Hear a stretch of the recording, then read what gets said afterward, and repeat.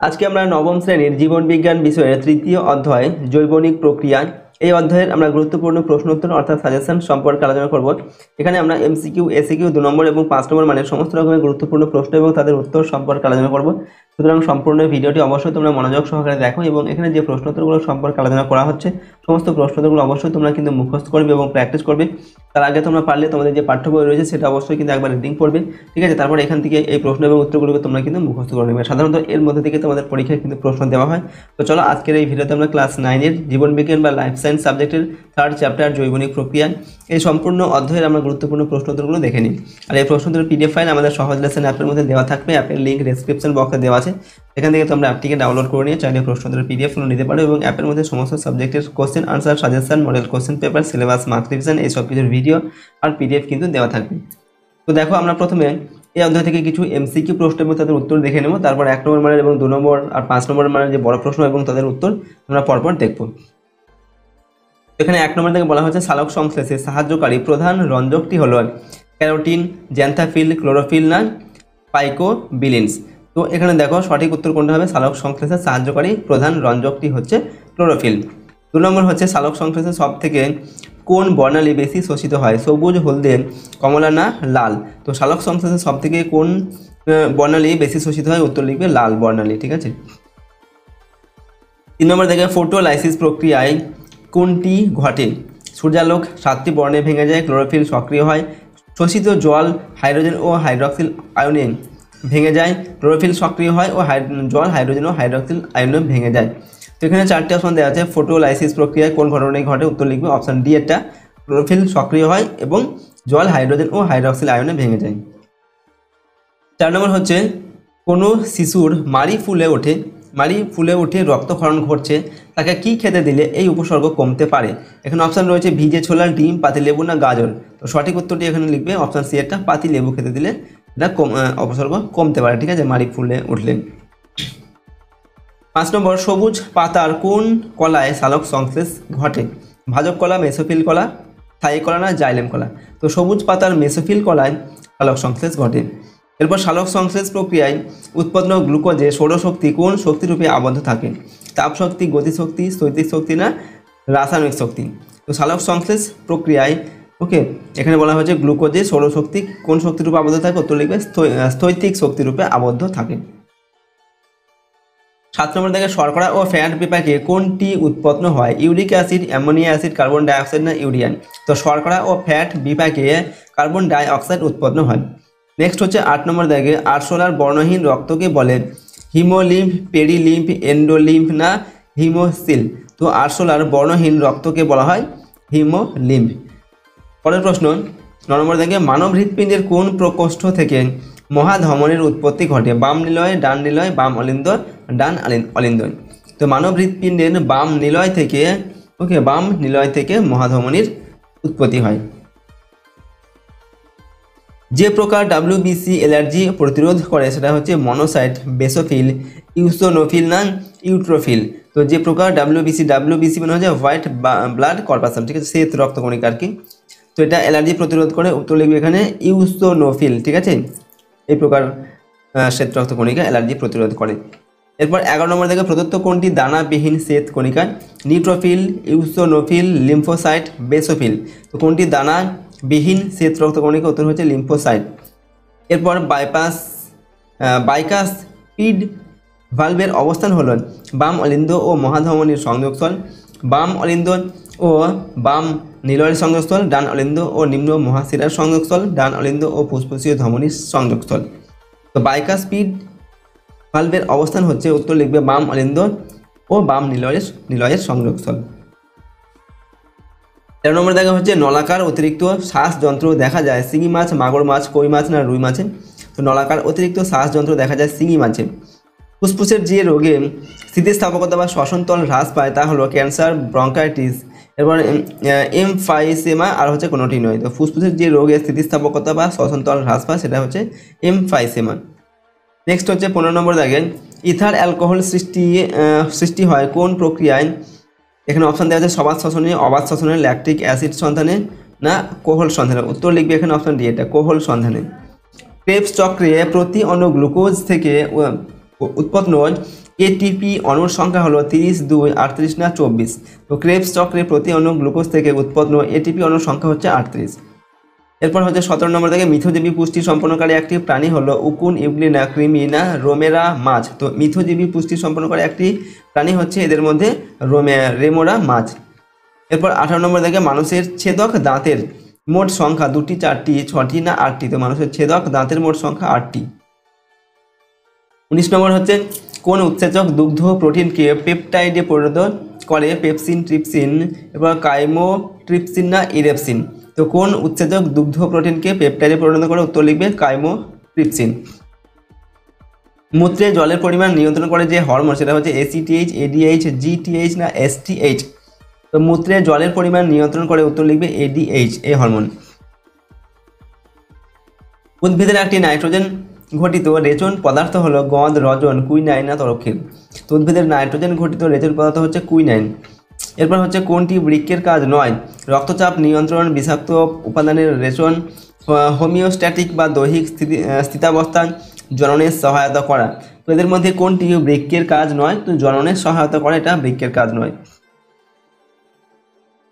23 নম্বর হচ্ছে বাউমান ক্যাপসুল গৃহীত তরলটি হলো মূত্র, প্রোটিনবিহীন প্লাজমা, খনিজ লবণযুক্ত জল না রক্ত। তো বাউমান ক্যাপসুল গৃহীত তরলটি হচ্ছে প্রোটিনবিহীন প্লাজমা। তো নেক্সট আমরা দেখব অতি সংক্ষিপ্ত প্রশ্নোত্তর কিছু দেখে নেব, ঠিক আছে, 1 নম্বর মানের। তো প্রথম প্রশ্ন 1 নম্বর দেখে এডিএইচ এর অভাবে কী রোগ হয়? তো এডিএইচ এর অভাবে ডায়াবেটিস বা বহুমূত্র রোগ হয়। এরপর এবিও রক্ত গ্রুপের আবিষ্কর্তাকে? উত্তর লিখবে ল্যান্ড স্টেইনার হচ্ছেন এবিও রক্ত গ্রুপের আবিষ্কর্তা। কলসপত্রী বা পাতা ঝাঁচি হলো ড্যাশ উদ্ভিদের উদাহরণ। তো কলসপত্রী বা পাতা ঝাঁচি হচ্ছে পতঙ্গভোগ উদ্ভিদের উদাহরণ। হিং কোন উদ্ভিদের কোন জাতীয় রেচন পদার্থ? তো হিং হচ্ছে অ্যাসাফাইটিড নামক উদ্ভিদ থেকে নির্গত হওয়া এক ধরনের রজন। এরপর দেখো মূত্রের এমন একটি উপাদানের নাম লেখো যা গ্লোমেরিউলার পরিশ্রুত তরলে থাকে না, পরে তৈরি হয়। উত্তর লিখবে অ্যামোনিয়া। মানব হৃৎপিণ্ডের ড্যাশ অক্সিজেন সমৃদ্ধ রক্ত গৃহীত হয়। তো মানব হৃৎপিণ্ডের বাম অলিন দিয়ে অক্সিজেন সমৃদ্ধ রক্ত গৃহীত হয়। এরপর মস্তিষ্কের ভেন্ট্রিকল ও নিউরোসিলে উপস্থিত তরল পদার্থ কোনটি? তো উত্তর লিখবে সেরিব্রো স্পাইনাল ফ্লুইড। এরপর 8 নম্বর দেখে রাইজোবিয়াম নামক ব্যাকটেরিয়া সিম্বগোত্রীয় উদ্ভিদের মূলে ড্যাশ রূপে বাস করে। তো এরা মিথজীবী রূপে বাস করে। এরপর 9 নম্বর দাগে যে প্রাণীর রক্তরসে হিমোগ্লোবিন দ্রবীভূত থাকে তার উদাহরণ দাও। তো কেঁচো, উত্তর লিখবে এখানে কেঁচো। 10 নম্বর অন্তঃকর্ণে উপস্থিত তরলগুলি কী কী? এখানে উত্তর হবে এন্ডোলিম্ফ ও পেরিলিম্ফ।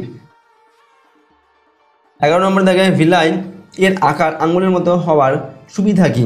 তো ভিলাই এর আকার আঙুলের মতো হওয়ার কারণে অন্ত্রের শোষণ বৃদ্ধি পায় ও শোষণ সঠিকভাবে হয়। কোন শ্বসনে মুক্ত বা বায়বীয় অক্সিজেন প্রয়োজন? তো সবাত শ্বসনে মুক্ত বা বায়বীয় অক্সিজেন প্রয়োজন। অন্ধকার দশা কোথায় ঘটে অথবা সালোক সংশ্লেষের আলোক নিরপেক্ষ দশা ক্লোরোপ্লাস্টের কোথায় সম্পন্ন হয়? তো অন্ধকার দশা ক্লোরোপ্লাস্টের স্টোমায় ঘটে বা স্টোমায় সম্পন্ন হয়। রজন কি? উত্তর লিখবে পাইন গাছের রজন নালীতে প্রাপ্ত এক প্রকার নাইট্রোজেনবিহীন রেচন পদার্থ, সেটা হচ্ছে রজন। 15 নম্বর দেখে সমজাতীয় পদার্থের অণুর মধ্যেকার আকর্ষণ বলকে কি বলে? এখানে উত্তর হচ্ছে সমসংযোগ বল বা সংশক্তি বলে। এরপর সালোক সংশ্লেষের উপাদানগুলির মধ্যে কোনটি অভ্যন্তরীণ উপাদান? উত্তর হচ্ছে ক্লোরোফিল হচ্ছে সালোক সংশ্লেষের উপাদানগুলির মধ্যে। ক্লোরোফিল হচ্ছে অভ্যন্তরীণ উপাদান, বাকি যেগুলো রয়েছে সূর্যালোক, ঠিক আছে, তারপর হচ্ছে জল, কার্বন ডাইঅক্সাইড, এগুলো হচ্ছে বাহ্যিক উপাদান বা বাইরের উপাদান। এরপর 17 নম্বর দেখে হৃৎপিণ্ডের দ্বিপত্র ও ত্রিপত্র কপাটিকা কার সাহায্যে নিলয় পেশির সঙ্গে যুক্ত থাকে? তো দ্বিপত্র ও ত্রিপত্র কপাটিকা কর্ডিটেন্ডির সাহায্যে নিলয় পেশিতে যুক্ত থাকে। যেসব জীব খাদ্যের জন্য অন্য জীবের উপর নির্ভরশীল তাদের কি বলে? তাদের বলা হয় পরজীবী, ঠিক আছে। এরপর মানবদেহের কয়েকটি বহিঃকোষীয় তরলের নাম করো। উত্তর লিখবে লসিকা, রক্ত লসিকা, সিএসএফ, সাইনোভিয়া তরল, এগুলো হচ্ছে মানবদেহের বহিঃকোষীয় তরলের নাম। এরপর আমরা সংক্ষিপ্ত প্রশ্ন উত্তর দেখে নেব, ঠিক আছে। 2 নম্বর বা 5 নম্বর মানের প্রশ্ন তোমাদের কিন্তু পরীক্ষায় দেওয়া হয়। তো দেখো প্রথম 1 নম্বর প্রশ্ন, সালোক সংশ্লেষ বলতে কী বোঝায়? তো উত্তর লিখবে যে শারীরবৃত্তীয় প্রক্রিয়া ক্লোরোফিলযুক্ত কোষে সূর্যালোকের উপস্থিতিতে এবং ক্লোরোফিলের সহায়তায় পরিবেশ থেকে শোষিত জল এবং কার্বন ডাইঅক্সাইডের রাসায়নিক বিক্রিয়ায় সরল শর্করা জাতীয় খাদ্য সংশ্লেষিত হয় এবং উৎপন্ন খাদ্যে সৌরশক্তির আবদ্ধকরণ ঘটে এবং উপজাত বস্তুরূপে জল ও অক্সিজেন উৎপন্ন হয়, তাকে সালোক সংশ্লেষ বা ফটোসিনথেসিস বলে। পরের প্রশ্ন, আলোক নিরপেক্ষ দশা বা আলোক নির্ভর দশা বা আলোক নিরপেক্ষ দশা বলতে কি বোঝো? অর্থাৎ সালোক সংশ্লেষের আলোক নির্ভর দশা বা আলোক নির্ভর দশা এবং আলোক নিরপেক্ষ দশা বলতে কি বোঝো সেটা আমাদের লিখতে হবে। তো দেখো, প্রথমে আমরা লিখছি যে আলোক নির্ভর দশা কি? সালোক সংশ্লেষের যে পর্যায়টি সূর্যালোকের উপস্থিতিতে সম্পন্ন হয় তাকে আলোক নির্ভর দশা বলে। এটি সূর্যালোকের উপস্থিতিতে ক্লোরোপ্লাস্টের মধ্যে সম্পন্ন হয়। এরপর হচ্ছে আলোক নিরপেক্ষ দশা। আলোক নিরপেক্ষ দশা বা অন্ধকার দশাও কিন্তু এটাকে বলা হয়। তো সালোক সংশ্লেষের যে পর্যায়টিতে সূর্যালোকের কোনো প্রয়োজন হয় না তাকে আলোক নিরপেক্ষ দশা বলে বা অন্ধকার দশা বলা হয়। এটি সূর্যালোকের অনুপস্থিতিতে ক্লোরোপ্লাস্টের স্টোমা অঞ্চলে সম্পন্ন হয়। এরপর দেখো, ফটোলাইসিস বা আলোক বিশ্লেষণ বা হিল বিকারক বলতে কি বোঝো? তো সক্রিয় ক্লোরোফিল কোষস্থ জলকে হাইড্রোজেন এবং হাইড্রক্সিল আয়নে বিশ্লিষ্ট করে। সূর্যালোকের উপস্থিতিতে জলের এইরূপ বিশ্লিষ্ট হওয়াকে জলের আলোক বিশ্লেষণ বা ফটোলাইসিস বলে। বিজ্ঞানী রবিন হিল এটি আবিষ্কার করেন বলে তার নাম অনুসারে একে হিল বিক্রিয়াও বলা হয়। নেক্সট হচ্ছে ফটো ফসফোরাইলেশন বলতে কি বোঝো? তো দেখো, সালোক সংশ্লেষের আলোক দশায় সৌরশক্তির প্রভাবে অ্যাডিনোসিন ডাইফসফেট থেকে অ্যাডিনোসিন ট্রাইফসফেট এর সংশ্লেষের ঘটনাকে ফটো ফসফোরাইলেশন বলে। ঠিক আছে। এরপর এটিপিকে এনার্জি কারেন্সি বলা হয় কেন? এটিপি এর মধ্যে শক্তি সঞ্চিত থাকে যা জীবকোষে প্রয়োজনীয় শক্তি সরবরাহ করে, তাই এটিপিকে এনার্জি কারেন্সি বলা হয়। কেলভিন চক্র কাকে বলে? আলোক সংশ্লেষের আলোক নিরপেক্ষ দশা বা অন্ধকার দশায় ফসফোগ্লিসারিলডিহাইড থেকে রাইবোলোজ বিসফসফেট পুনঃসংশ্লেষিত হয়। এই পর্যায়টি প্রথম বিজ্ঞানী কেলভিন লক্ষ্য করেছিলেন বলে তার নাম অনুসারে একে কেলভিন চক্র বলা হয়।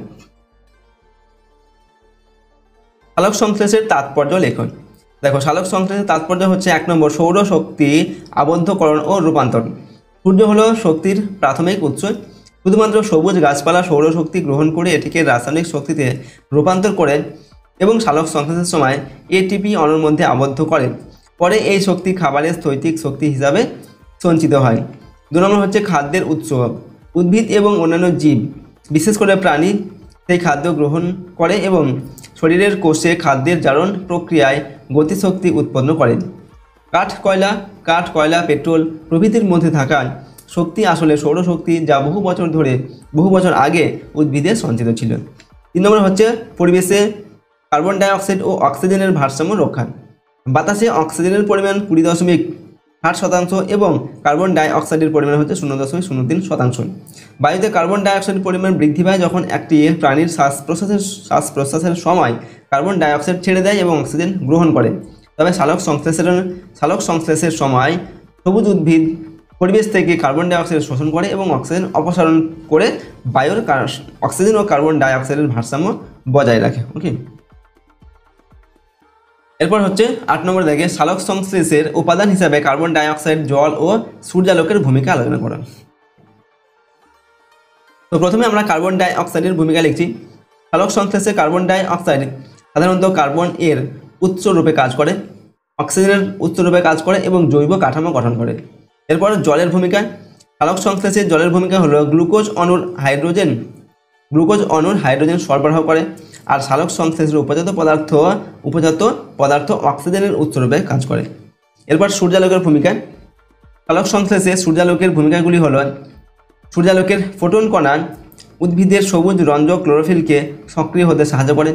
সূর্যালোক উদ্ভিদের কোষের ভিতরে থাকা এটিপিকে অজৈব ফসফেটের সঙ্গে যুক্ত হয়ে উচ্চ শক্তিসম্পন্ন এটিপিতে পরিবর্তন করতে সাহায্য করে, আর উৎপন্ন গ্লুকোজ জাতীয় খাদ্যে সৌরশক্তি স্থিতিশক্তি রূপে সঞ্চিত হয়। এরপর হচ্ছে দেখো, বাষ্পমোচন কাকে বলে? তো যে জৈবনিক প্রক্রিয়ায় মূলত উদ্ভিদের পাতার মাধ্যমে প্রয়োজনের অতিরিক্ত জল বাষ্পাকারে দেহের বাইরে নির্গত হয় তাকে বাষ্পমোচন বলে। এরপর বাষ্পীভবন কাকে বলে? তো যে ভৌত প্রক্রিয়ায় কোনো আর্দ্র তল বা জলের উপরিতল থেকে জল বাষ্পাকারে নির্গত হয় তাকে বাষ্পীভবন বা ইভ্যাপোরেশন বলে। এরপর বাষ্পমোচন এবং বাষ্পীভবনের তুলনা করা। তো বাষ্পমোচন আর বাষ্পীভবনের মধ্যে তুলনা করতে হবে, অর্থাৎ সাদৃশ্য এবং বৈসাদৃশ্য দুটি লিখতে হবে, অর্থাৎ মিল এবং অমিল বা পার্থক্য এই দুটো কিন্তু লিখতে হবে। যদি শুধুমাত্র পার্থক্য এখানে তোমাদের বলে যে বাষ্পমোচন আর বাষ্পীভবনের পার্থক্য লেখো, তাহলে সেক্ষেত্রে তোমরা কিন্তু শুধু অমিল বা পার্থক্যগুলো লিখবে। এখানে এদের মধ্যে সাদৃশ্য বা মিলটা কী রয়েছে? 1 নম্বর দিয়ে লিখছি দেখো, উভয় পদ্ধতিতে জলের বাষ্পীভবন ঘটে। 2 নম্বর, উভয় প্রক্রিয়া বায়ুর বেগ, তাপমাত্রা, আর্দ্রতা ইত্যাদির মতো বিভিন্ন ভৌত প্রভাবক দ্বারা প্রভাবিত হয়। এরপর এদের মধ্যে বৈসাদৃশ্য বা পার্থক্য কী রয়েছে দেখো। 1 নম্বর পার্থক্য হচ্ছে এটা হচ্ছে বাষ্পমোচন, এটা হচ্ছে বাষ্পীভবন। তো এটি একটি শারীরবৃত্তীয় প্রক্রিয়া, অর্থাৎ বাষ্পমোচন হচ্ছে একটি শারীরবৃত্তীয় প্রক্রিয়া, আর বাষ্পীভবন এই প্রক্রিয়াটি একটি ভৌত প্রক্রিয়া। ওকে, এরপর দেখো বাষ্পমোচন এই যে প্রক্রিয়াটি, এই প্রক্রিয়াটি সূর্যালোকে দিনের বেলায় ঘটে, আর এই প্রক্রিয়াটি দিনে ও রাতে দুই বেলাতেই ঘটে। 3 নম্বর, এই প্রক্রিয়াটি নিয়ন্ত্রিত হয় প্রোটোপ্লাজম দ্বারা, আর এই যে বাষ্পীভবন প্রক্রিয়ার বাষ্পীভবন এই প্রক্রিয়াটি প্রোটোপ্লাজম দ্বারা নিয়ন্ত্রিত হয় না। ঠিক আছে, বাষ্পমোচন প্রক্রিয়ার ক্ষেত্রে কোনো রকম চাপ দেখা যায় না, আর বাষ্পীভবন প্রক্রিয়ার ক্ষেত্রে বিভিন্ন রকম চাপ দেখা যায়। নেক্সট হচ্ছে দেখো 12 নম্বর দেখো বাষ্পমোচন নিয়ন্ত্রণকারী শর্তাবলীগুলি সম্পর্কে লেখন। তো বাষ্পমোচন নিয়ন্ত্রণকারী শর্তাবলীগুলি হচ্ছে 1 নম্বর তাপমাত্রা। তাপমাত্রা বাড়ার সাথে সাথে বাষ্পমোচনের হার বৃদ্ধি পায় এবং তাপমাত্রা হ্রাসের সাথে সাথে বাষ্পমোচনের হার হ্রাস পায়। 2 নম্বর বায়ুর আর্দ্রতা। বায়ুমণ্ডলের আপেক্ষিক আর্দ্রতা বৃদ্ধির সাথে সাথে বাষ্পমোচনের হার হ্রাস পায়, অন্যদিকে বায়ুমণ্ডলের আর্দ্রতা কম হলে বাষ্পমোচনের হার বৃদ্ধি পায়। 3 নম্বর বায়ুপ্রবাহ।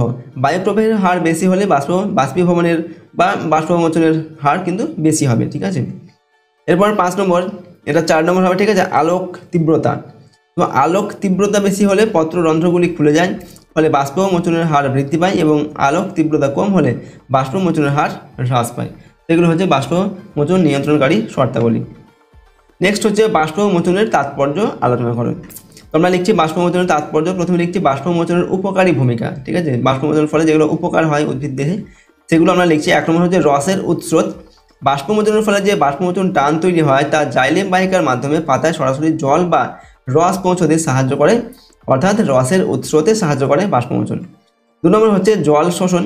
পাতার বাষ্পমোচন জাইলেম বাহিকায় জলের টান সৃষ্টি করে, যা মূলরম দ্বারা জল শোষণে সাহায্য করে। 3 নম্বর হচ্ছে পাতায় অবিরাম জল সরবরাহ করা। বাষ্পমোচনের একটি গুরুত্বপূর্ণ কাজ হলো খাদ্য উৎপাদনের জন্য পাতায় অবিরাম জল সরবরাহ করা। ঠিক আছে, এরপর 4 নম্বর লবণ শোষণ। বাষ্পমোচন পরোক্ষভাবে শিকড় দ্বারা লবণ শোষণে সহায়তা করে। 5 নম্বর হচ্ছে অতিরিক্ত জল নিষ্কাশন। বাষ্পমোচন প্রক্রিয়ার ফলে উদ্ভিদের শিকড় দ্বারা শোষিত অতিরিক্ত জল নিষ্কাশিত হয় এবং উদ্ভিদ দেহ ঠান্ডা থাকে। তো এগুলো হচ্ছে বাষ্পমোচনের উপকারী ভূমিকা। আর বাষ্পমোচনের ক্ষতিকর ভূমিকাগুলি কী কী? 1 নম্বর হচ্ছে শক্তির অপচয়। শ্বসনে উৎপন্ন শক্তি অর্থাৎ এটিপি, ঠিক আছে, জল শোষণের সময় প্রত্যক্ষ বা পরোক্ষভাবে ব্যবহৃত হয়। শোষিত জল বাষ্পীভবনের সময় উদ্ভিদের শরীর থেকে বহিষ্কৃত হয় এবং শক্তির অপচয় হয়। 2 নম্বর হচ্ছে অবনমন। গ্রীষ্মকালে মাটিতে জলের অভাব থাকলেও আলো ও উষ্ণতার ক্রিয়ায় পত্ররন্ধ্র বেশি খোলা থাকে। অত্যধিক বাষ্পমোচনের ফলে উদ্ভিদ কলায় জলের অভাব হতে পারে, ফলস্বরূপ পাতা এবং নরম শাখা নুয়ে পড়ে। এই ঘটনা অবনমন হিসাবে পরিচিত। দীর্ঘস্থায়ী অবনমনের ফলে উদ্ভিদের মৃত্যু হতে পারে। তো এগুলো হচ্ছে বাষ্পমোচনের ক্ষতিকর প্রভাব বা ক্ষতিকর ভূমিকা। এরপর হচ্ছে বাষ্পমোচনকে প্রয়োজনীয় ক্ষতি বলা হয় কেন। দেখো, উদ্ভিদের বিভিন্ন বিপাকীয় পদ্ধতির মতো প্রচ্ছেদন মানে হচ্ছে কি বাষ্পমোচন। ঠিক আছে, প্রচ্ছেদন উদ্ভিদ দেহে বিশেষ এক জীবন রক্ষা অবশ্যম্ভাবী ঘটনা। প্রচ্ছেদন না ঘটলে যেমন উদ্ভিদের সঠিকভাবে রসস্ফীতি অবস্থা, মৌলিক পদার্থের চলাচল, খাদ্যবস্তু চলাচল করবে না, তেমনি অধিক প্রচ্ছেদনও বিপাকীয় কার্য এবং বৃদ্ধি ব্যাহত হবে। এই কারণে বাষ্পমোচনকে প্রয়োজনীয় ক্ষতি বলা হয়। এরপর বাষ্পমোচন টান বা প্রচ্ছেদন টান বলতে কী বোঝায়। তো বাষ্পমোচন এর ফলে জাইলেম বাহিকায় যে টানের সৃষ্টি করে মূল থেকে খনিজ লবণ মিশ্রিত জলকে ঊর্ধ্বমুখে পরিবাহিত করে, তাকে বাষ্পমোচন টান বা প্রচ্ছেদন টান বলে। এরপর দেখো রসের উৎস সম্পর্কিত ডিকসন ও জলির মতবাদটি ব্যাখ্যা করো। তো বিজ্ঞানী ডিকসন এবং জলি সমসংযোগ ও অসম সংযোগ মতবাদের মাধ্যমে ব্যাখ্যা করেন যে কিভাবে জাইলেম বাহিকার মধ্যে জলস্তম্ভটি অবিচ্ছিন্ন থাকে। ওকে, এখানে দেখো সদৃশ্য অণুগুলির পরস্পরের সঙ্গে সংযুক্ত থাকার ক্ষমতাকে সমসংযোগ বলে। অপরদিকে ভিন্ন রাসায়নিক যৌগগুলির মধ্যে যে আকর্ষণ বল দেখা যায় তাকে অসম সংযোগ বলে। বিজ্ঞানী ডিকসন ও জলির মতে জাইলেম বাহিকার মধ্য দিয়ে জল ঊর্ধ্বমুখে পরিবাহিত হওয়ার সময় জলের অণুগুলি সমসংযোগ ধর্মের ফলে পরস্পরের মধ্যে দৃঢ়ভাবে সংযুক্ত থাকে এবং অপরদিকে জাইলেম বাহিকা কোষ প্রাচীরে লিগনিন বা সেলুলোজ জাতীয় যৌগের সাথে জলের অণু অসমসংযোগ ধর্মের ফলে যুক্ত হয়ে থাকে। দেখা গেছে যে জাইলেম বাহিকার মধ্যে জলের কণাগুলির মধ্যেকার এই সমসংযোগ বলের মান অধিকাংশ উদ্ভিদের 350 বায়ুমণ্ডলীয় চাপের সমান পর্যন্ত হতে পারে। এই চাপ জাইলেম বাহিকার দীর্ঘ জলস্তম্ভকে ধরে রাখতে সাহায্য করে। এরপর দেখো পরিবহন কি, উত্তর লিখবে পরিবহন বলতে কোষ পর্দার মাধ্যমে বহিঃকোষীয় এবং অন্তঃকোষীয় দ্রবণের মধ্যে দ্রাবক ও দ্রাবের আদান প্রদানকে বোঝায়। নেক্সট হচ্ছে ব্যাপন কাকে বলে, যে ভৌত প্রক্রিয়ায় ঘনত্বের পার্থক্যের ফলে কঠিন তরল বা গ্যাসীয় পদার্থের অণুগুলি স্বতঃস্ফূর্তভাবে নিজস্ব গতিশক্তি দ্বারা বেশি ঘনত্বের স্থান থেকে কম ঘনত্বের দিকে ছড়িয়ে পড়ে তাকে ব্যাপন বলে। উদ্ভিদের পরিবহনে ব্যাপনের গুরুত্ব লেখন। দেখো উদ্ভিদের পরিবহনে ব্যাপনের গুরুত্ব হচ্ছে 1 নম্বর, উদ্ভিদ জল ও লবণ গ্রহণ করে ব্যাপন প্রক্রিয়ায়। ওকে। 2 নম্বর, এক কোষ থেকে অন্য কোষে বিভিন্ন বস্তু ব্যাপন প্রক্রিয়ায় আদান প্রদান করে।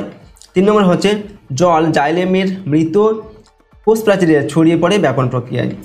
4 নম্বর, পাতায় উৎপন্ন খাদ্য ব্যাপন প্রক্রিয়ায় ফ্লোয়েমের মাধ্যমে ছড়িয়ে পড়ে। এরপর 5 নম্বর হচ্ছে বাষ্পমোচনের সময় ব্যাপন প্রক্রিয়ায় জল বেরিয়ে যাওয়ায় রসের উৎস্রোত ঘটতে পারে। ঠিক আছে। এরপর দেখো 20 নম্বর দেখার প্রশ্ন, অভিস্রবণ কাকে বলে, উত্তর লিখবে যে ভৌত প্রক্রিয়ায় দুটি সমপ্রকৃতির ভিন্ন ঘনত্বের দ্রবণ অর্ধভেদ্য পর্দা দ্বারা পৃথক থাকলে কম ঘনত্বের দ্রাবক অণু অর্ধভেদ্য পর্দার মধ্য দিয়ে বেশি ঘনত্বের দ্রবণে প্রবেশ করে তাকে অভিস্রবণ বলে। উদ্ভিদের পরিবহনে অভিস্রবণের গুরুত্ব লেখন। তো উদ্ভিদের পরিবহনে অভিস্রবণের গুরুত্ব হচ্ছে 1 নম্বর, মূল দ্বারা জল গ্রহণ প্রধানত অভিস্রবণ প্রক্রিয়ায় ঘটে। 2 নম্বর হচ্ছে মূলরোম দ্বারা গৃহীত জল কোষান্তর অভিস্রবণ প্রক্রিয়ায় মূলের কর্টেক্স অঞ্চল হয়ে জাইলেমে প্রবেশ করে। 3 নম্বর, জাইলেম থেকে পাতায় মেসোফিল কলাতে জল ছড়িয়ে পড়ে কোষান্তর অভিস্রবণ প্রক্রিয়ায়। 4 নম্বর হচ্ছে বাষ্পমোচনের সময় কোষান্তর অভিস্রবণ প্রক্রিয়ায় জল মেসোফিল কলা থেকে পত্ররন্ধ্রে পৌঁছায় এবং এর ফলে রসের উৎস্রোত ঘটে। নেক্সট হচ্ছে ব্যাপন ও অভিস্রবণের পার্থক্য লেখন। তো দেখো এটা হচ্ছে ব্যাপন, এটা অভিস্রবণ। 1 নম্বর পার্থক্য হচ্ছে বেশি ঘনত্বের স্থান থেকে পদার্থের অণুগুলি কম ঘনত্বের দিকে ছড়িয়ে পড়ে ব্যাপনের ক্ষেত্রে, আর কম ঘনত্বের দ্রাবক অণুগুলি বেশি ঘনত্বের দ্রবণে প্রবেশ করে অভিস্রবণের ক্ষেত্রে। 2 নম্বর হচ্ছে ব্যাপনের জন্য কোনো পর্দার প্রয়োজন নেই, মুক্ত অবস্থায় ঘটে, আর অভিস্রবণের জন্য অবশ্যই অর্ধভেদ্য পর্দার প্রয়োজন হয়। 3 নম্বর, দ্রাবক উভয়েই চলাচল করে, আর অভিস্রবণের ক্ষেত্রে কি হয়, কেবল দ্রাবক চলাচল করে। 4 নম্বর, কঠিনে ছাড়া বিভিন্ন পদার্থের মধ্যে ব্যাপন ঘটে, আর কেবল সমপ্রকৃতির ভিন্ন ঘনত্বের দ্রবণের মধ্যে অভিস্রবণ ঘটে। পরের প্রশ্ন, রসের উৎস্রোত বলতে কি বোঝো, উত্তর লিখবে যে প্রক্রিয়ায় উদ্ভিদের দ্বারা শোষিত জল ও জলে দ্রবীভূত লবণ শোষণ অঞ্চল থেকে অভিকর্ষের বিরুদ্ধে কাণ্ডের জাইলেম বাহিকার মাধ্যমে ঊর্ধ্বমুখে বাহিত হয়ে পাতায় পৌঁছা তাকে রসের উৎস্রোত বলে। এরপর দেখো শ্বসন কাকে বলে, এখানে উত্তর লিখবে যে জৈব রাসায়নিক প্রক্রিয়ায় অক্সিজেনের উপস্থিতিতে বা অনুপস্থিতিতে কোষস্থ খাদ্য জারিত হয়ে খাদ্যস্থ শক্তি গতীয় বা তাপ শক্তিতে রূপান্তরিত ও মুক্ত হয় এবং কার্বন ডাই অক্সাইড নির্গত হয় তাকে শ্বসন বলে। পরের প্রশ্ন হচ্ছে শ্বসন ও দহনের পার্থক্য লেখন। এখানে দেখো আমরা উত্তর লিখছি এটা শ্বসন, এটা দহন। 1 নম্বর পার্থক্য হচ্ছে শ্বসনের ক্ষেত্রে কি হয়, অক্সিজেন ছাড়াও এই প্রক্রিয়াটি ঘটে।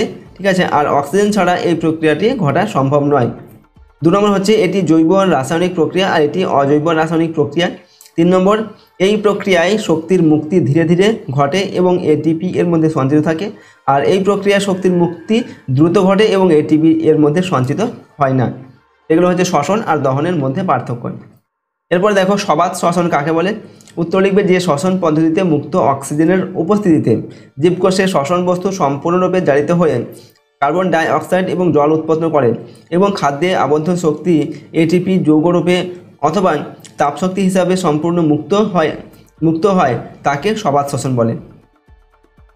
এরপর দেখো অবাত শ্বসন কাকে বলে, ওখানে উত্তর লিখবে যে শ্বসনে মুক্ত অক্সিজেন ছাড়া ব্যাকটেরিয়া, ছত্রাক, প্রোটোজোয়া ও ইউক্যারিওটিক জীবকোষে শ্বসন বস্তুর আংশিক জারণে খাদ্যস্থ শক্তির আংশিক মুক্তি ঘটে তাকে অবাত শ্বসন বলে। সমাজ শ্বসন ও অবাধ শ্বসনের পার্থক্য লেখন। দেখো এটা সমাজ শ্বসন, এটা অবাধ শ্বসন। 1 নম্বর পার্থক্য হচ্ছে সমাজ শ্বসন মুক্ত অক্সিজেনের উপস্থিতিতে ঘটে, আর অবাধ শ্বসন মুক্ত অক্সিজেন বা আণবিক অক্সিজেনের অনুপস্থিতিতে ঘটে। 2 নম্বর এই প্রক্রিয়ায় শক্তি সম্পূর্ণরূপে মুক্ত হয়, আর এই প্রক্রিয়ায় শক্তি অসম্পূর্ণভাবে মুক্ত হয়। 3 নম্বর এটি বায়ুজীবী জীবকোষের সাইটোপ্লাজম এবং মাইটোকন্ড্রিয়ার মধ্যে ঘটে, এটি কেবল অবায়ুজীবী জীবকোষের সাইটোপ্লাজমে ঘটে।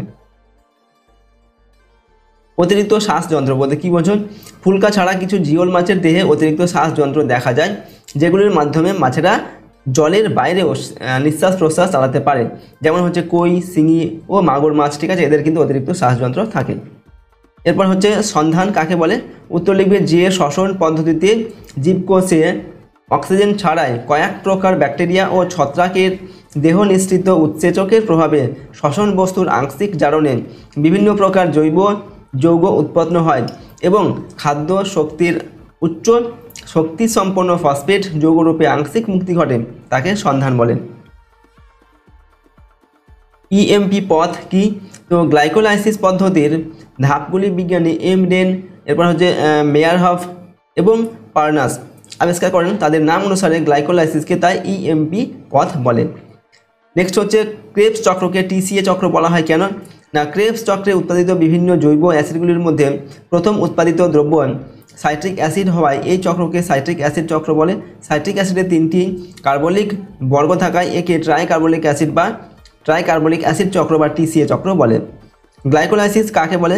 তো শ্বসনের প্রথম পর্যায়ে যে প্রক্রিয়ায় কোষের সাইটোপ্লাজমায় গ্লুকোজ অণু বিভিন্ন উৎসেচকের প্রভাবে আংশিকভাবে জারিত হয়ে 2 অণু পাইরুভিক অ্যাসিড এবং 2 অণু এটিপি উৎপন্ন করে, তাকে গ্লাইকোলাইসিস বলে। শ্বসনের তাৎপর্য লেখো। তো 1 নম্বর হচ্ছে শক্তির মুক্তি এবং রূপান্তর। সালোক সংশ্লেষ প্রক্রিয়ার সময় যে সৌরশক্তি খাদ্যের ভিতরে স্থৈতিক শক্তি হিসেবে সঞ্চিত থাকে, ঠিক আছে, তা শ্বসন প্রক্রিয়ায় নির্গত হয়ে জীবের বিভিন্ন শারীরবৃত্তীয় কাজ যেমন পুষ্টি, রেচন, বৃদ্ধি, চলন, গমন প্রভৃতি নিয়ন্ত্রণ করে। 2 নম্বর হচ্ছে অক্সিজেন এবং কার্বন ডাই অক্সাইড গ্যাসের সমতা রক্ষা। সালোক সংশ্লেষ প্রক্রিয়া চলাকালীন বায়ুমণ্ডলীয় কার্বন ডাই অক্সাইড শোষিত হয় এবং অক্সিজেন গ্যাস নির্গত হয়, যার ফলে বায়ুমণ্ডলে কার্বন ডাই অক্সাইড হ্রাস পায় এবং অক্সিজেন বৃদ্ধি পায়। তবে শ্বসন প্রক্রিয়ায় জীব বায়ুমণ্ডল থেকে অক্সিজেন গ্রহণ করে এবং কার্বন ডাই অক্সাইড অপসারণ করে বায়ুতে অক্সিজেন ও কার্বন ডাই অক্সাইডের ভারসাম্য বজায় রাখে। এরপর পুষ্টি কি? দেখো উত্তর লিখবে যে পদ্ধতিতে খাদ্য সংশ্লেষ ও আত্তীকরণের মাধ্যমে উদ্ভিদের ক্ষেত্রে অথবা খাদ্য গ্রহণ, পরিপাক, শোষণ, আত্তীকরণ এবং বহিষ্করণের মাধ্যমে এটা প্রাণীদের ক্ষেত্রে দেহের বৃদ্ধি, ক্ষয়পূরণ ও রোগ প্রতিরোধ হয় এবং খাদ্য মধ্যস্থ স্থৈতিক শক্তি ব্যবহারযোগ্য শক্তিতে রূপান্তরিত হয়, তাকে পুষ্টি বা নিউট্রিশন বলে। পরের প্রশ্ন দেখো, পুষ্টির গুরুত্ব বা তাৎপর্য লেখো। তো 1 নম্বর হচ্ছে শক্তি সংগ্রহ। দেহের সকল বিপাক ক্রিয়া চালনা করার জন্য প্রয়োজনীয় শক্তি পুষ্টির মাধ্যমে সংগৃহীত হয়। 2 নম্বর হচ্ছে দেহ গঠন। পুষ্টির মাধ্যমে বিভিন্ন বিপাক ক্রিয়ার জন্য প্রয়োজনীয় উপাদান গৃহীত হয়ে দেহ গঠিত হয়। 3 নম্বর হচ্ছে বৃদ্ধি। জীবের বৃদ্ধি ও পরিস্ফুটন পুষ্টি ছাড়া সম্ভব নয়। 4 নম্বর হচ্ছে ক্ষয়পূরণ। জীবের অপচিতি বিপাকের ফলে যে ক্ষয় হয় তা পুষ্টির মাধ্যমে পূরণ হয়। এরপর শক্তি উৎপাদন। শ্বসনের ফলে খাদ্য মধ্যস্থ যে শক্তি উৎপন্ন হয় এবং দেহের চলন, গমন, রেচন, জনন প্রভৃতি শারীরবৃত্তীয় ক্রিয়া চালনা করে, সেই শক্তি পুষ্টির মাধ্যমে সংগৃহীত হয়।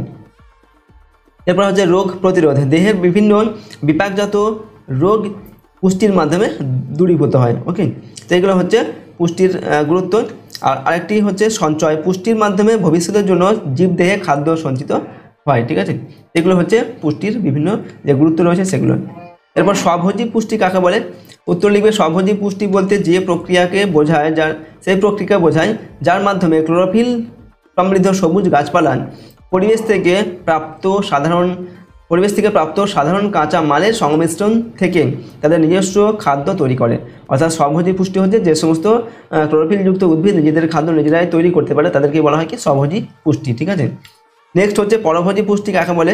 না, পরভোজী পুষ্টি বলতে সেই প্রক্রিয়াকে বোঝায় যার মাধ্যমে ক্লোরোফিল বিহীন জীবেরা খাদ্য তৈরি করতে পারে না এবং পুষ্টির জন্য অন্যান্য জীবের উপর নির্ভর করে, অর্থাৎ স্বভোজী উদ্ভিদের উপর নির্ভর করে, ঠিক আছে, তাকে পরভোজী পুষ্টি বলে। এরপর পরজীবী পুষ্টি কাকে বলে? তো এখানে উত্তর লিখবে যেসব উদ্ভিদ পোষক উদ্ভিদের দেহ থেকে খাদ্যরস সংগ্রহ করে পুষ্টি সম্পন্ন করে তাদের পরজীবী উদ্ভিদ বলা হয়, যেমন বলা হয়, এবং এই পুষ্টিকে পরজীবী পুষ্টি হিসেবে উল্লেখ করা হয়। উদাহরণ হচ্ছে স্বর্ণলতা এবং শ্বেতচন্দন, ফিতাকৃমি, উকুন, গোলা কোল কৃমি ইত্যাদি হচ্ছে পরজীবী প্রাণীর উদাহরণ। ঠিক আছে, এরপর দেখো মৃতজীবী পুষ্টি কাকে বলে? তো মৃত গাছপালা এবং পচনশীল জৈব ধ্বংসাবশেষ যেমন হচ্ছে সার, স্যাঁতসেঁতে কাঠ, এরপর হচ্ছে ভেজা চামড়া ইত্যাদির উপর থেকে খাদ্য সংগ্রহ করে পুষ্টি সম্পন্ন করে তাদের মৃতজীবী বলা হয়, এবং এই পুষ্টিকে মৃতজীবীয় পুষ্টি হিসাবে উল্লেখ করা হয়। ঠিক আছে, যেমন হচ্ছে মনোট্রোপা, ঠিক আছে, ইন্ডিয়ান পাইপ সপুষ্পক উদ্ভিদ হলো মৃতজীবী, এছাড়া মাছি, কেঁচো ইত্যাদি হলো, এগুলো কিন্তু মৃতজীবী। ঠিক আছে, এর উদাহরণ। এরপর মিথজীবী পুষ্টি কাকে বলে? যখন দুটি ভিন্ন জাতীয় জীব পরস্পরের সহচর্যে পুষ্টি সম্পাদন করে এবং একে অপরের থেকে উপকৃত হয় তাকে মিথজীবীয় পুষ্টি বলে। মিথজীবীয় পুষ্টি সম্পাদনকারী জীব হলো মিথজীবী।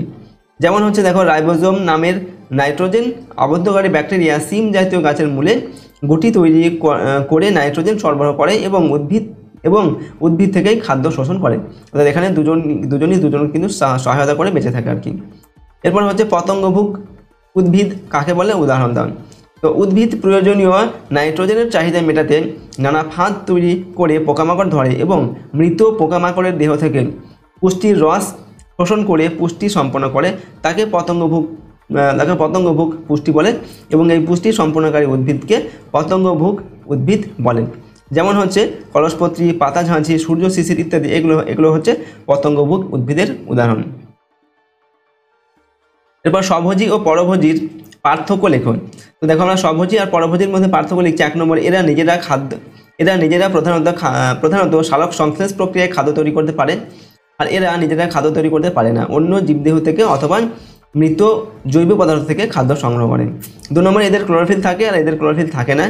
3 নম্বর হচ্ছে এই যে স্বভোজী, এরা সরল অজৈব উপাদান সংগ্রহ করে, আর পরভোজীর ক্ষেত্রে কি হয়? এরা জটিল জৈব উপাদান গ্রহণ করে। এদের স্বভোজীর ক্ষেত্রে কি হয়? এদের পুষ্টির 2টি পর্যায় সংশ্লেষ ও আত্তীকরণ, আর পরভোজীর ক্ষেত্রে এদের পুষ্টির পর্যায়গুলি হলো শোষণ ও আত্তীকরণ অথবা খাদ্য গ্রহণ, পরিপাক, শোষণ ও আত্তীকরণ। তো এগুলো হচ্ছে স্বভোজী আর পরভোজীর মধ্যে পার্থক্য। নেক্সট হচ্ছে হলজৈক পুষ্টি কাকে বলে? যে পুষ্টি পদ্ধতিতে প্রাণীরা তরল এবং কঠিন উভয় ধরনের খাবার গ্রহণ করে এবং তার থেকে বিভিন্ন পর্যায়ে পুষ্টি সংগ্রহ করে তাকে হলজৈক পুষ্টি বলে। পরের প্রশ্ন হচ্ছে এর সঙ্গে দেখো আমরা লিখছি হলজৈক পুষ্টির কতগুলি ধাপ হলো খাদ্য গ্রহণ, হজম, শোষণ, আত্তীকরণ, আর হচ্ছে অপাচ্য উপাদান বর্জন অর্থাৎ বহিষ্করণ। নেক্সট প্রশ্ন, শোষণ কাকে বলে? উত্তর লিখবে যে প্রক্রিয়ায় পাচিত তরল ও সরল খাদ্য উপাদান অন্ত্রের আবরণী কলার মাধ্যমে রক্তবাহে বা লসিকাবাহে প্রবেশ করে তাকে শোষণ বলে। শোষণ প্রধানত ক্ষুদ্রান্তের প্রাচীরে অবস্থিত আঙ্গুলাকার প্রবর্তক ভিলাই এর মাধ্যমে ঘটে। ভিলাই এর মধ্যে অবস্থিত রক্তবাহের দ্বারা স্নেহ পদার্থ ছাড়া অন্য সকল সরল খাদ্য উপাদান শোষিত হয়। আত্তীকরণ কাকে বলে? উত্তর লিখবে যে প্রক্রিয়ায় পৌষ্টিক নালী থেকে শোষিত সরল খাদ্য উপাদান প্রোটোপ্লাজমের অঙ্গীভূত হয় তাকে আত্তীকরণ বলে। সংবহনের মাধ্যমে বাহিত হয়ে সরল খাদ্য উপাদান কোষে কোষে পৌঁছায় এবং কোষের মধ্যে বিভিন্ন ক্রিয়ার দ্বারা কোষের অংশে পরিণত হয়। ঠিক আছে, নেক্সট হচ্ছে বহিষ্করণ কাকে বলে? তো যে প্রক্রিয়ায় খাদ্যের অপাচিত অংশ বৃহদন্ত্রের মধ্য দিয়ে দেহের বাহিরে নির্গত হয় তাকে বহিষ্করণ বলে। উৎসেচক কাকে বলে? এখানে উত্তর লিখবে যে সকল প্রোটিনধর্মী জৈব যৌগ সজীব কোষে উৎপন্ন হয়ে জৈব রাসায়নিক বিক্রিয়াকে প্রভাবিত করে এবং বিক্রিয়া শেষে অপরিবর্তিত থাকে তাকে উৎসেচক বা এনজাইম বলে। এরপর দেখো বিপাক কাকে বলে? এখানে উত্তর লিখবে প্রতিটি জীবের সজীব কোষের প্রোটোপ্লাজমে যে সকল গঠনমূলক বা ভাঙনমূলক জৈব রাসায়নিক বিক্রিয়া ঘটে চলে থাকে সেগুলিকে একসাথে বিপাক বলে। তো বিপাক হচ্ছে 2 প্রকারের হয়, যথা উপচিতি আর হচ্ছে অপচিতি বিপাক। প্রথম হচ্ছে উপচিতি বিপাক কাকে বলে? উত্তর লিখবে যে বিপাক ক্রিয়ায় সরল যৌগ থেকে জটিল যৌগ সংশ্লেষিত হয় এবং জীবের শুষ্ক ওজন বৃদ্ধি পায় তাকে উপচিতি বিপাক বলে। যেমন হচ্ছে সালোক সংশ্লেষ, পুষ্টি, এগুলো হচ্ছে উপচিতিমূলক বিপাক। আর অপচিতি বিপাক কাকে বলে? না যে বিপাক ক্রিয়ায় জটিল উপাদান বিশ্লেষিত হয় এবং জীবের শুষ্ক ওজন হ্রাস পায় তাকে অপচিতি বিপাক বলে। যেমন হচ্ছে শ্বসন, রেচন, এইগুলো। নেক্সট হচ্ছে উপচিতি এবং অপচিতি বিপাকের পার্থক্য এখানে লিখতে বলা হচ্ছে। তো উপচিতি বিপাক আর এটা হচ্ছে অপচিতি বিপাক। এক নম্বর হচ্ছে উপচিতির ক্ষেত্রে কি হয়, সরল যৌগ থেকে জটিল যৌগ উৎপন্ন হয় অর্থাৎ গঠনমূলক প্রক্রিয়া। ঠিক আছে। অপচিতি বিপাকের ক্ষেত্রে কি হয়, জটিল যৌগ ভেঙে সরল যৌগে পরিণত হয় অর্থাৎ ভাঙনমূলক প্রক্রিয়া। উপচিতি বিপাকের ক্ষেত্রে জীবদেহের শুষ্ক ওজন বৃদ্ধি পায় আর অপচিতি বিপাকের ক্ষেত্রে জীবদেহের শুষ্ক ওজন হ্রাস পায়। এরপর দেখো বিপাকের গুরুত্ব লেখো। উত্তর লিখবে 1 নম্বর দিয়ে, উপচিতি বিপাকের ফলে নতুন কোষীয় উপাদান তৈরি হয়, কোষের বৃদ্ধি, কোষ বিভাজন, জীবের প্রসারণ এবং ক্ষয়পূরণ সবই এর ফলে ঘটে। 2 নম্বর বিপাক শক্তি উৎপন্ন করে যা শরীরের উপচিতি বিপাক ক্রিয়াকলাপ নিয়ন্ত্রণের জন্য প্রয়োজন।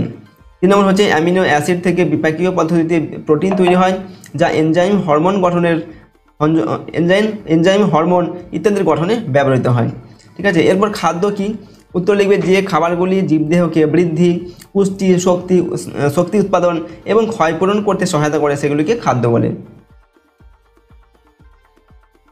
সুষম খাদ্য বলতে কি বোঝো, উত্তর লিখবে কার্বোহাইড্রেট, প্রোটিন, ফ্যাট, খনিজ লবণ, ভিটামিন ও জল এই 6টি উপাদান নির্দিষ্ট আনুপাতিক মিশ্রণে প্রস্তুত যে খাদ্য থেকে শরীরের পুষ্টি সাধন, স্বাভাবিক বৃদ্ধি, কর্মশক্তি উৎপাদন, দৈহিক ক্ষতিপূরণ ইত্যাদির জন্য উপযুক্ত পরিমাণে ক্যালোরি পাওয়া যায় তাকে সুষম খাদ্য বলা হয়। নেক্সট প্রশ্ন হচ্ছে দেখো 56 নম্বর দাগে, খাদ্যের গুরুত্ব বা প্রয়োজনীয়তা লেখো বা সুষম খাদ্যের গুরুত্ব বা প্রয়োজনীয়তা লেখো। তো 1 নম্বর হচ্ছে দেহের শক্তির চাহিদা পূরণ করতে সহায়তা করে। ঠিক আছে। 2 নম্বর দেহের পুষ্টি, বৃদ্ধি, ক্ষয়পূরণ ও রোগ প্রতিরোধ ক্ষমতা করতে সাহায্য করে। 3 নম্বর হচ্ছে খাদ্য থেকে অত্যাবশ্যকীয় অ্যামাইনো অ্যাসিড এবং ফ্যাটি অ্যাসিড পাওয়া যায়। এরপর 3 নম্বর, এটা 4 নম্বর হবে। ঠিক আছে। খাদ্য বিভিন্ন অজৈব খনিজ সরবরাহ করে। ওকে। যেহেতু বেশিরভাগ ভিটামিন শরীরে তৈরি হয় না তাই সেগুলি খাদ্যের মাধ্যমে পাওয়া যায়। এরপর সুষম খাদ্যের অভাব বিভিন্ন রোগের কারণ হতে পারে, যেমন স্থূলতা, ডায়াবেটিস, এরপর হচ্ছে মেটিলাস, স্ট্রোক ইত্যাদি। এগুলো হচ্ছে সুষম খাদ্য বা খাদ্যের প্রয়োজনীয়তা বা গুরুত্ব। নেক্সট প্রশ্ন হচ্ছে মৌল বিপাকীয় হার বা BMR কাকে বলে। তো একজন সুস্থ স্বাভাবিক ব্যক্তির খাদ্য গ্রহণের 12 থেকে 18 ঘন্টা পরে সম্পূর্ণ দৈহিক ও মানসিক বিশ্রামরত এবং সজাগ অবস্থায় 25 ডিগ্রি সেলসিয়াস উষ্ণতায় প্রতি বর্গমিটার দেহতল থেকে প্রতি ঘন্টায় যে পরিমাণ তাপ শক্তি নির্গত হয় তাকে ওই ব্যক্তির মৌল বিপাকীয় হার বা BMR বলে। নেক্সট হচ্ছে সংবহন কাকে বলে। উত্তর লিখবে যে পদ্ধতিতে উন্নত জীবদেহে নির্দিষ্ট পথে জল, রক্ত ও লসিকার মাধ্যমে সরল খাদ্যবস্তু, অক্সিজেন, হরমোন প্রভৃতি নির্দিষ্ট অঙ্গ থেকে কলাকোষে পৌঁছায় এবং কলাকোষ থেকে কার্বন ডাই অক্সাইড ও অন্যান্য বর্জ্য বস্তু নির্দিষ্ট অঙ্গে পৌঁছায় তাকে সংবহন বলে। সংবহনের গুরুত্ব বা প্রয়োজনীয়তা লেখন। দেখো 1 নম্বর হচ্ছে শ্বসন। সংবহনের মাধ্যমে কোষের শ্বাস প্রশ্বাসের জন্য প্রয়োজনীয় অক্সিজেন সরবরাহ হয় এবং শ্বসন দ্বারা সৃষ্ট দূষিত কার্বন ডাই অক্সাইড শরীরের কোষ থেকে শ্বাসযন্ত্রে বাহিত হয় এবং সেখান থেকে শরীরের বাইরে নির্গত হয়। 2 নম্বর হচ্ছে পুষ্টি। উদ্ভিদের ক্ষেত্রে পাতায় উৎপাদিত খাদ্য ফ্লোয়েম করার মাধ্যমে প্রতিটি কোষে সরবরাহ করা হয় এবং উন্নত পরিপাক তন্ত্র বিশিষ্ট উন্নত প্রাণীদের পরিপাক নালী থেকে শোষিত খাদ্য রক্তের মাধ্যমে প্রতিটি সজীব কোষে পরিবাহিত হয়। এরপর হচ্ছে 3 নম্বর হরমোনের সংবহন। প্রাণীদেহে বিভিন্ন অন্তঃক্ষরা গ্রন্থি দ্বারা নিঃসৃত হরমোন প্রতিটি সজীব কোষে সঞ্চালিত হয়। ঠিক আছে। 4 নম্বর রেচন। কোষ দ্বারা উৎপাদিত বিপাকীয় দূষকগুলি রেচন যন্ত্রে বাহিত হয় এবং শরীর থেকে দূরীভূত হয়। এরপর হচ্ছে খনিজ পদার্থের পরিবহন। সংবহন পদ্ধতির মাধ্যমে বিভিন্ন খনিজ শরীরের বিভিন্ন কোষে পরিবাহিত হয়। এগুলো হচ্ছে সংবহনের গুরুত্ব বা প্রয়োজনীয়তা। মুক্ত সংবহন তন্ত্র কি সেটা আমাদের লিখতে হবে। দেখো যে সংবহন তন্ত্রে রক্ত কেবলমাত্র রক্তবাহের মধ্যে আবদ্ধ না থেকে দেহ গহ্বর বা হিমোসিল নামক ফাঁকা স্থানে মুক্ত হয়ে থাকে তাকে মুক্ত সংবহন তন্ত্র বলে। যেমন আরশোলা, চিংড়ি, শামুক, ঝিনুক প্রভৃতি অমেরুদণ্ডী প্রাণীদেহে মুক্ত সংবহন তন্ত্র দেখা যায়। এরপর বদ্ধ সংবহন তন্ত্র কাকে বলে।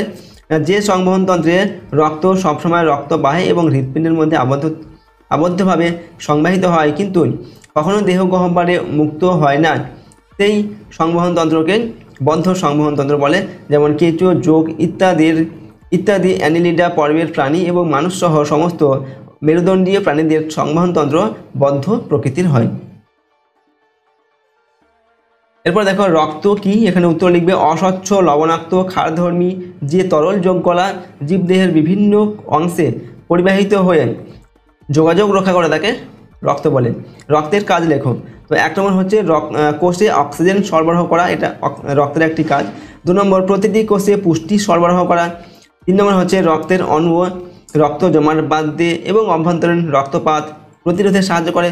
4 নম্বর কোষ থেকে নেওয়া কার্বন ডাইঅক্সাইড, ইউরিয়া এবং ল্যাকটিক অ্যাসিডের মতো বর্জ্য অপসারণ করা, এটা হচ্ছে রক্তের কাজ।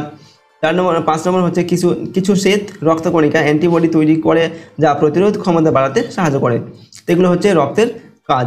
এরপর 6 নম্বর হচ্ছে দেহের তাপমাত্রা বজায় রাখা, এটা হচ্ছে রক্তের একটি কাজ। ঠিক আছে, পরের প্রশ্ন হচ্ছে লসিকা কি, এখানে উত্তর লিখবে লসিকা হলো হালকা হলুদ বর্ণের পরিবর্তিত কলারস যা লসিকা বাহ এবং লসিকা গ্রন্থির মধ্যে দিয়ে চলে। লসিকার কাজ লেখো, এখানে উত্তর লিখবে যেখানে রক্ত পৌঁছাতে পারে না সেখানে লসিকা পুষ্টি, অক্সিজেন এবং অন্যান্য পদার্থ কোষে পরিবহন করে এবং শরীরের প্রতিরক্ষায় সাহায্য করে। ঠিক আছে, নেক্সট প্রশ্ন দেখো রক্ত ও লসিকার পার্থক্য লেখো। তো রক্ত আর লসিকার পার্থক্য হচ্ছে 1 নম্বর এটি প্রধানত লাল বর্ণের এবং রক্ত বাহের মাধ্যমে প্রবাহিত হয়। ঠিক আছে, রক্ত। আর লসিকা কি হয়, এটি হালকা হরিদ্রাভ এবং লসিকা বাহের মাধ্যমে প্রবাহিত হয়। 2 নম্বর এতে লোহিত রক্তকণিকা, 5 রকম শ্বেতকণিকা এবং অনুচক্রিকা থাকে। আর লসিকা কি থাকে, এতে লিম্ফোসাইট এবং কখনো স্বল্প মনোসাইট থাকে। 3 নম্বর এতে প্লাজমা প্রোটিন এবং ফসফরাস বেশি এবং গ্লুকোজ ও ক্লোরাইড কম থাকে। আর লসিকার ক্ষেত্রে কি হয়, এতে প্লাজমা প্রোটিন ও ফসফরাস কম এবং গ্লুকোজ ও ক্লোরাইড বেশি থাকে। ঠিক আছে, 4 নম্বর পার্থক্য মেরুদণ্ডীদের অর্থাৎ মেরুদণ্ডী প্রাণীদের রক্তের সাথে কলা কোষের সরাসরি যোগাযোগ নেই, আর লসিকার সাথে কলা কোষের সরাসরি যোগাযোগ আছে। পরের প্রশ্ন হচ্ছে রক্তচাপ মাপক যন্ত্রটির নাম কি। তো রক্তচাপ মাপক যন্ত্রটি হলো স্ফিগমোম্যানোমিটার। এরপর হচ্ছে ধমনী ও শিরার 3টি প্রধান পার্থক্য লেখন। তো ধমনী আর শিরার পার্থক্য হচ্ছে 1 নম্বর ধমনীর উৎসস্থল হৃৎপিণ্ড এবং মিলনস্থল হচ্ছে জালক, আর শিরার উৎসস্থল হচ্ছে জালক এবং মিলনস্থল হচ্ছে হৃৎপিণ্ড। 2 নম্বর হচ্ছে ধমনীর প্রাচীর পুরু এবং গহ্বর ছোট, আর শিরার প্রাচীর পাতলা এবং গহ্বর হচ্ছে বড়। 3 নম্বর ধমনীর মাধ্যমে বিশুদ্ধ রক্ত হৃৎপিণ্ড থেকে সারা দেহে ছড়িয়ে পড়ে, আর শিরার মাধ্যমে দূষিত রক্ত সারা দেহ থেকে হৃৎপিণ্ডে ফিরে আসে। এরপরের প্রশ্ন হচ্ছে RH এর গুরুত্ব লেখন। দেখো ধনাত্মক RH-কে কোনো ঋণাত্মক RH সম্পন্ন রোগীর দেহে প্রবেশ করালে প্রায় 12 দিনের মাথায় রোগীর প্লাজমায় RH বিরোধী পদার্থের আবির্ভাব ঘটে। দ্বিতীয়বার ওই রোগীর দেহে RH যুক্ত লোহিত কণিকা প্রবেশ করালে লোহিত কণিকাগুলো পুঞ্জীভূত হয়ে জমাট বেঁধে যায়, ফলস্বরূপ রোগীর মৃত্যু পর্যন্ত হতে পারে। তাই রক্ত সঞ্চালনের পূর্বে RH ফ্যাক্টরের সঠিক অস্তিত্ব জেনে নেওয়া প্রয়োজন। এবার দেখো ক্রসিং ম্যাচিং বলতে কি বোঝো। রক্ত সঞ্চালনের পূর্বে দাতা ও গ্রহীতার রক্ত সামঞ্জস্যপূর্ণ কিনা তা নির্ণয় করাকে ক্রস ম্যাচিং বলা হয়। এবীয় বিসঙ্গতি বলতে কি বোঝো। এবীয় বিসঙ্গতি হলো রক্তদানের সময় দাতার RBC এর অ্যান্টিজেন এবং প্রাপকের রক্তে উপস্থিত অ্যান্টিবডিগুলির সাথে সংযোগ সংঘটিত হওয়া। নেক্সট হচ্ছে রক্ততঞ্চন বা হোমিওস্ট্যাটিক কি। উত্তর লিখবে রক্ততঞ্চন এমন একটি প্রক্রিয়া যার মাধ্যমে একটি নির্দিষ্ট মুহূর্তে ক্ষত থেকে রক্ত জমাট বেঁধে একটি আধা কঠিন জেলির মতো পদার্থে পরিণত হয়। ঠিক আছে, এটা হচ্ছে রক্ততঞ্চন, অর্থাৎ রক্ত জমাট বাঁধাটাকে বলা হয় রক্ততঞ্চন। এরপরের প্রশ্ন হচ্ছে মানব হৃৎপিণ্ডের লম্বচ্ছেদের চিত্র অঙ্কন করে বিভিন্ন অংশগুলি চিহ্নিত করো।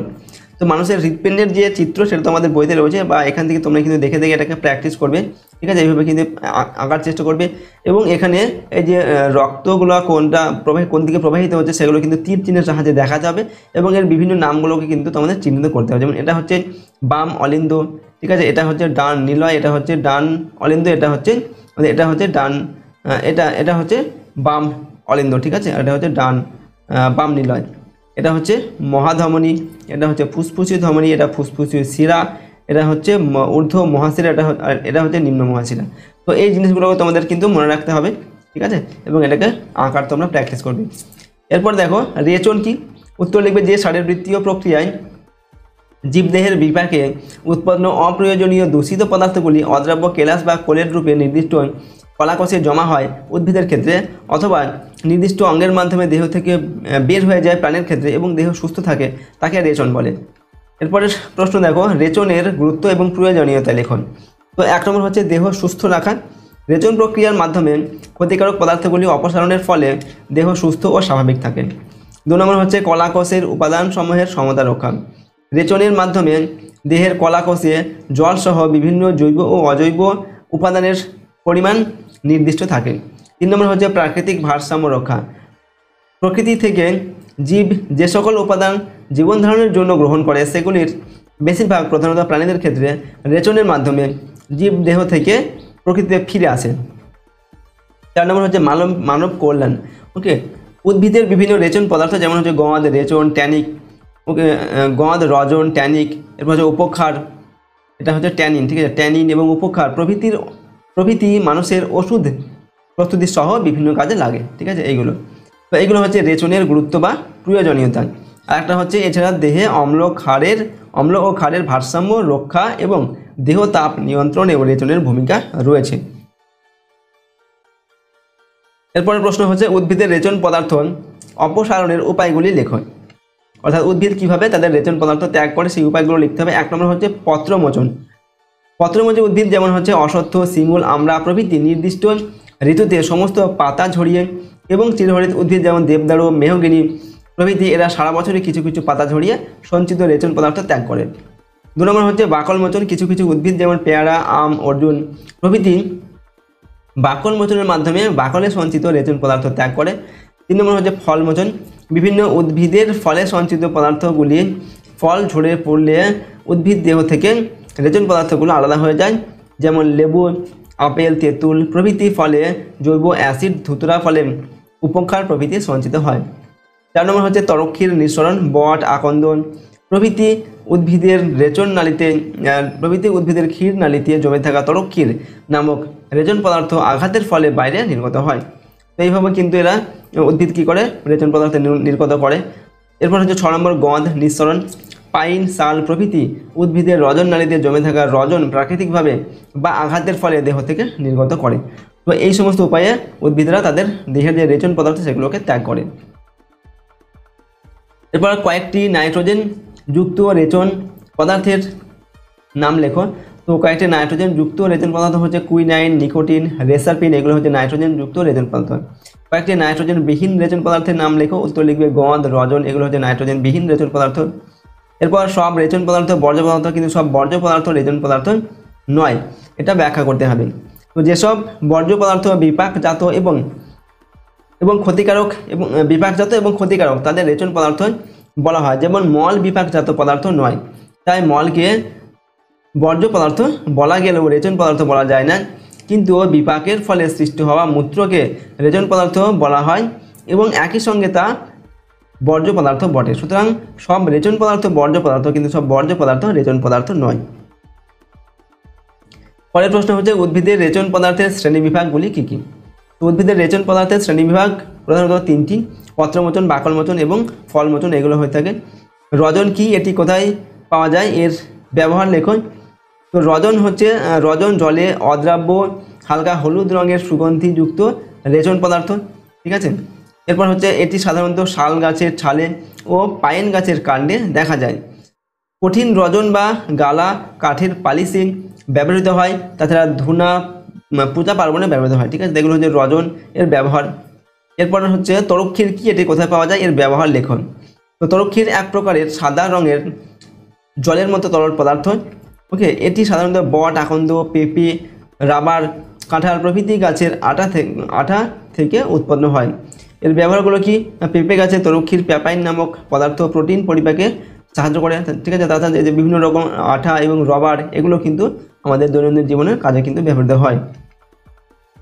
নেক্সট হচ্ছে মানব দেহের অতিরিক্ত রেচন অঙ্গ হিসাবে যকৃৎ, ফুসফুস ও চর্মের ভূমিকা আলোচনা করো। তো দেখো, আমরা প্রথমে যকৃতের ভূমিকা লিখছি। যকৃতের ভিতরে হিমোগ্লোবিন বিশ্লিষ্ট হয়ে বিলিরুবিন, এরপর হচ্ছে বিলিভার্ডিন, লেসিথিন ইত্যাদি রেচন পদার্থের সৃষ্টি হয়। এইসব পদার্থ পিত্তের সঙ্গে মিশিয়ে অন্ত্রে আসে এবং মলের বাইরে এবং মলের সঙ্গে দেহের বাইরে নির্গত হয়। যকৃতে আর্জিনেজ উৎসেচকের প্রভাবে অর্নিথিন চক্রের মাধ্যমে অ্যামোনিয়া থেকে ইউরিয়া তৈরি হয়। এই ইউরিয়া মানুষের মূত্রের সঙ্গে দেহের বাইরে নির্গত হয়, এই কারণে যকৃতকে রেচন অঙ্গ বলে। এরপর হচ্ছে ফুসফুসে এই যে এর রেচন অঙ্গ হিসেবে ফুসফুসের ভূমিকা, ঠিক আছে, সেটা আমরা লিখছি। ফুসফুস গ্লুকোজ দহনের ফলে উৎপন্ন কার্বন ডাই অক্সাইড এবং জলীয় বাষ্প দেহের বাইরে নিষ্কাশিত করতে সাহায্য করে। 18 লিটার কার্বন ডাই অক্সাইড প্রতি ঘন্টায় এবং 400 মিলিলিটার জলীয় বাষ্প প্রতিদিনে নির্গত হয়। নেক্সট হচ্ছে ত্বক বা চর্ম, ঠিক আছে। রেচনের ক্ষেত্রে এর কী ভূমিকা রয়েছে না, ত্বকে অবস্থিত ঘর্মগ্রন্থি ঘামের মাধ্যমে জল, খনিজ লবণ এবং কিছু পরিমাণ অ্যামোনিয়া এবং ইউরিয়া পরিত্যাগ করে। এইভাবে ত্বক রেচনে সাহায্য করে, ঠিক আছে। তো এইগুলো হচ্ছে রেচনে এদের ভূমিকা, ঠিক আছে। যকৃৎ, ফুসফুস, ত্বকের রেচনে এদের ভূমিকা, ঠিক আছে। তো দেখো আজকের এই ভিডিওতে আমরা তোমাদের ক্লাস 9 অর্থাৎ নবম শ্রেণীর জীবনবিজ্ঞান বা লাইফ সায়েন্স সাবজেক্টের তৃতীয় অধ্যায় অর্থাৎ থার্ড চ্যাপ্টার তোমাদের যেটা রয়েছে জৈবনিক প্রক্রিয়া, এই অধ্যায়ের সমস্ত রকমের গুরুত্বপূর্ণ প্রশ্ন এবং তাদের উত্তর সম্পর্কে কিন্তু আমরা আলোচনা করলাম। সমস্ত প্রশ্নের উত্তরগুলো অবশ্যই তোমরা কিন্তু খুব ভালোভাবে মুখস্থ করবে এবং বারবার প্র্যাকটিস করবে। তোমাদের এর মধ্যে থেকেই তোমাদের পরীক্ষায় কিন্তু প্রশ্ন সাধারণত দেওয়া হয়। তার সঙ্গে তোমরা পারলে তোমাদের পাঠ্য বইটি কিন্তু রিডিং পড়বে, ঠিক আছে। আর এই সমস্ত প্রশ্ন এবং উত্তরের পিডিএফ ফাইল আমাদের সহজ লেসন অ্যাপের মধ্যে দেওয়া থাকবে। অ্যাপের লিঙ্ক ডেসক্রিপশন বক্সে দেওয়া আছে, সেখান থেকে তোমরা অ্যাপটিকে ডাউনলোড করে চাইলে প্রশ্নগুলোর পিডিএফ ফলো নিতে পারো এবং অ্যাপের মধ্যে সমস্ত সাবজেক্টের question answer, suggestion, model question papers, syllabus, marks revision এই সবগুলোর ভিডিও আর পিডিএফ কিন্তু দেওয়া থাকবে, ওকে। আর যদি আমাদের এই চ্যানেলে তোমরা নতুন হয়ে থাকো, চ্যানেলটিকে অবশ্যই করে সাবস্ক্রাইব করবে, পাশের বেল আইকনে প্রেস করার পর অল অপশানটিকে সিলেক্ট করবে, ভিডিওটিতে লাইক করবে এবং ভিডিওটিকে বন্ধু বান্ধবের সঙ্গে অবশ্যই শেয়ার করবে। কমেন্ট বক্সে অবশ্যই তোমাদের মতামত লিখে জানাবে, ঠিক আছে। তো আজকে আমরা ভিডিওটিকে এখানে শেষ করছি। সম্পূর্ণ ভিডিওটি দেখার জন্য অসংখ্য ধন্যবাদ।